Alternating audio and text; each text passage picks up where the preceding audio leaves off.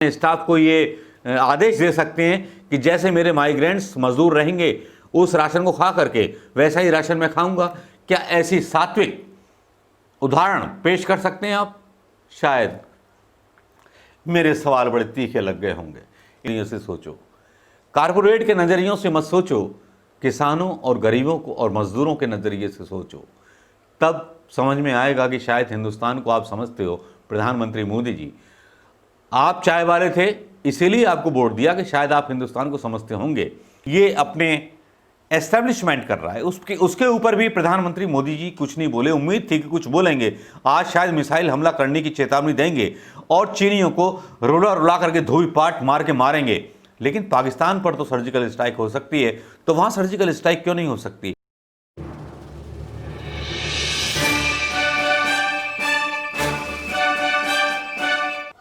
दोस्तों नमस्कार, मैं मनोज कुमार शर्मा एक बार फिर आपके बीच में। आज उतने आक्रोश के साथ शायद कुछ न्यूज भी होंगी, कुछ संदेश भी होगा देश के नाम, और संदेश देश के नाम मेरा होगा। अगर मोदी जी मन की बात कर सकते हैं तो मैं भी देश के मन की बात कर सकता हूं। मुझे भी इजाजत मिलनी चाहिए देश के बारे में बात करने के लिए। दोस्तों, बात शुरू करना चाहूंगा उन जुमलों से, उन बातों से जो बातें और वादे किए गए।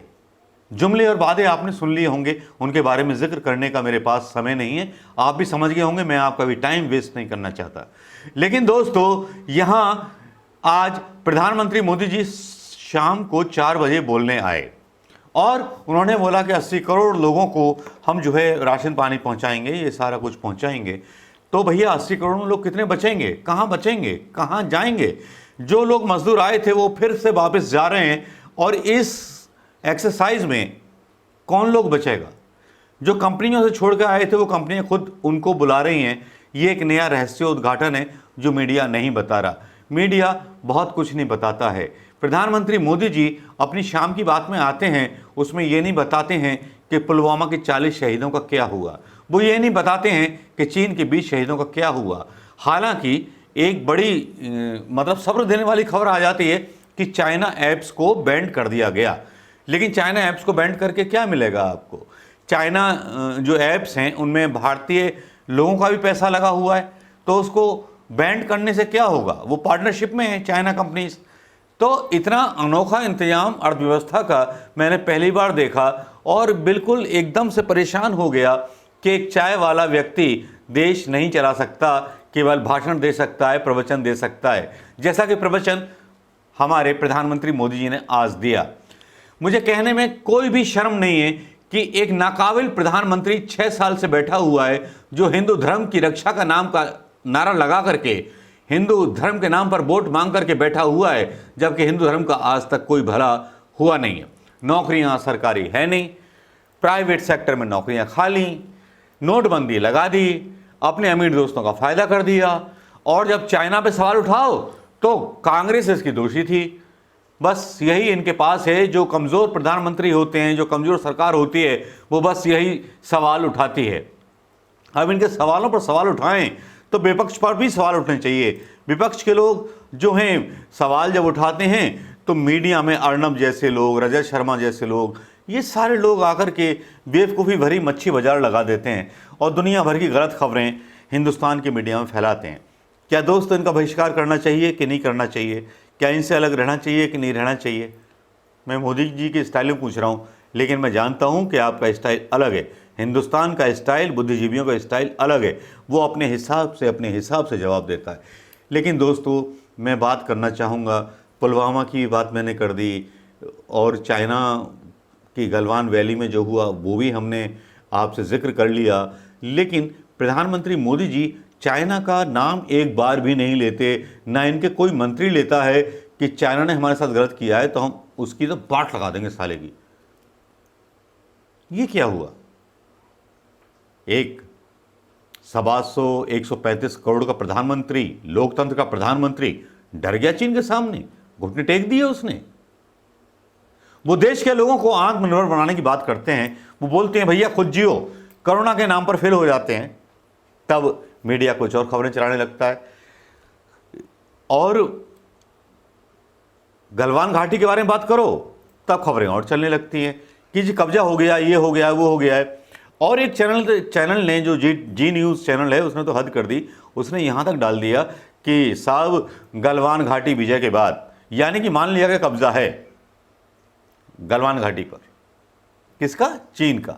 मैंने कल वीडियो डाला था कि अक्साई चीन पर तो हमारा हिस्सा था, तो उस हिस्से पे आपत्ति क्यों नहीं जताई, क्यों नहीं माना कि चीन ने हमारे अंदर घुसपैठ की है। अक्साई चीन को जब आप मानते हैं कि नेहरू जी का फेलियर था, तब आपने क्यों नहीं बोला कि गलवान घाटी के 4 to 8 तक ये अपने एस्टेब्लिशमेंट कर रहा है। उसके ऊपर भी प्रधानमंत्री मोदी जी कुछ नहीं बोले। उम्मीद थी कि कुछ बोलेंगे, आज शायद मिसाइल हमला करने की चेतावनी देंगे और चीनियों को रुला रुला करके धोबी पाट मार के मारेंगे। लेकिन पाकिस्तान पर तो सर्जिकल स्ट्राइक हो सकती है, तो वहां सर्जिकल स्ट्राइक क्यों नहीं हो सकती? चैनलों पर चलने लगा, वीके सिंह का बयान आता है कि साहब 48 लोगों की हमने गर्दन तोड़ दी और मार्शल आर्ट के लोग आए। इतने झूठ का क्या भरोसा करें? चलो भरोसा कर लिया, लेकिन जो माइग्रेंट्स आए आज वो वापस जा रहे हैं और वहां नौकरी नहीं मिल रही। आपने यूपी में लॉन्च किया था, वहां से काफी लोग चले गए हैं। इतना झूठ क्यों बोलते हैं प्रधानमंत्री मोदी जी?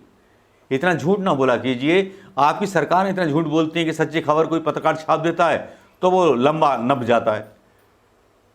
यार मेहरबानी करो, इस मुल्क को अपना समझो, अंग्रेजों के नज़रिए से मत सोचो, हिंदुस्तानी को नज़रिए से सोचो, कारपोरेट के नज़रियों से मत सोचो, किसानों और गरीबों को और मजदूरों के नज़रिए से सोचो। तब समझ में आएगा कि शायद हिंदुस्तान को आप समझते हो। प्रधानमंत्री मोदी जी, आप चाय वाले थे, इसीलिए आपको वोट दिया कि शायद आप हिंदुस्तान को समझते होंगे, लेकिन अब लगता है कि आप हिंदुस्तान को नहीं समझते। जो चाय वाले की एक ब्रांडिंग आपकी की गई थी, वो केवल देश को धोखा देने के लिए दी गई थी। आप तो बहुत ही ब्रांड मालिक हो जो मंगोलिया को, दुनिया भर के लोगों को पैसा बांट देते हो, लेकिन हिंदुस्तान के माइग्रेंट्स को पैसा नहीं बांटते हो। उन लोगों के खाते में 6,000 रुपये नहीं डालते हो। आप ऐलान करते हो कि 80 करोड़ लोगों का हम राशन पहुंचाएंगे। क्या ये राशन आप खा सकते हैं प्रधानमंत्री मोदी जी? जो राशन आप देने का ऐलान गरीबों की जनता को कर रहे हैं, क्या प्रधानमंत्री आवास में ये राशन खाया जा सकता है, या खुद बना सकते हैं, या अपना स्टाफ कम कर सकते हैं, या अपने स्टाफ को ये आदेश दे सकते हैं कि जैसे मेरे माइग्रेंट्स मजदूर रहेंगे उस राशन को खा करके वैसा ही राशन मैं खाऊंगा? क्या ऐसी सात्विक उदाहरण पेश कर सकते हैं आप? शायद। मेरे सवाल बड़े तीखे लग गए होंगे। इन सवालों ने आपके पिछवाड़े में आग लगा दी, सॉरी आपके पिछवाड़े में नहीं, गोदी मीडिया के पिछवाड़े में आग लगा दी होगी।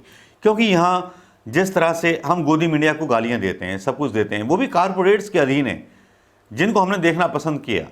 2014 में देखना पसंद इसलिए किया था क्योंकि सरकार की बुराइयां करते थे, सरकार को खोल के लेके आते थे, क्योंकि सरकारी टीवी नहीं खोलता था। लेकिन अब प्राइवेट मीडिया भी सरकारी टीवी बन गया है और उसको अपने कब्जे में ले लिया है, तो फिर छूट है, सारी छूट है। तो फिर सच कहां से आएगा निकल के? सच कौन बताएगा? हिंदुस्तान का सच कौन बताएगा? शायद उस हिंदुस्तान का सच हम और आप उजागर करेंगे दोस्तों। नमस्कार, जय हिंद दोस्तों।